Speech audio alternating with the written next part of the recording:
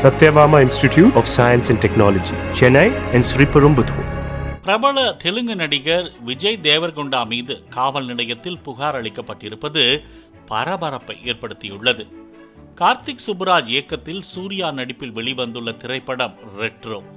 இந்த திரைப்படத்தின் ப்ரமோஷன் நிகழ்ச்சி சமீபத்தில் ஹைதராபாத்தில் நடந்தது. இதில் சூர்யாவுடன் பிரபல தெலுங்கு நடிகர் விஜய் தேவரகுண்டா சிறப்பு விருந்தினராக கலந்து கொண்டார். அப்போது பேசிய விஜய் தேவரகுண்டா பகல்காம் தாக்குதல் குறித்து தனது கருத்துக்களை முன்வைத்தார்.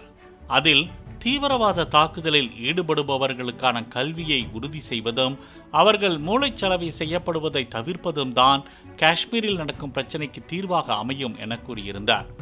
மேலும் பாகிஸ்தானால் அவர்கள் நாட்டின் சொந்த மக்களையே கவனித்துக் கொள்ள முடியவில்லை, அப்படி இருக்கும்போது அவர்கள் இங்கு வந்து என்ன செய்ய போகிறார்கள் என கேள்வி எழுப்பிய நடிகர் விஜய் தேவரகுண்டா, இந்தியா பாகிஸ்தானை தாக்க வேண்டிய அவசியமில்லை, ஏனென்றால் அவர்கள் நாட்டு மக்களே அந்த அரசாங்கத்தின் மீது அதிருப்தியில் இருக்கிறார்கள்.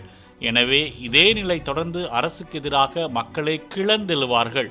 சுமார் 500 ஆண்டுகளுக்கு முன்பு பழங்குடியினர் எப்படி சண்டையிட்டார்களோ அப்படியான செயல்களில் அவர்கள் ஈடுபடுகின்றனர் என்று பேசியிருந்தார். இந்நிலையில் பழங்குடிகளை பாகிஸ்தான் மக்களுடன் ஒப்பிட்டு நடிகர் விஜய் தேவரகுண்டா பேசியதற்கு எதிராக ஹைதராபாத் எஸ்ஆர் நகர் காவல் நிலையத்தில் புகார் அளிக்கப்பட்டுள்ளது.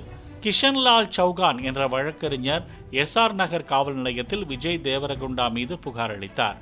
புகார் மனுவில் விஜய் தேவரகுண்டாவின் கருத்துக்கள் பழங்குடி சமூகத்தை புண்படுத்தும் வகையிலும் இழிவுபடுத்துவதாகவும் இருப்பதாக குற்றம் சாட்டிய அந்த வழக்கறிஞர் இதற்காக விஜய் தேவரகுண்டா மன்னிப்பு கேட்க வேண்டும் என்றும் கூறியுள்ளார்.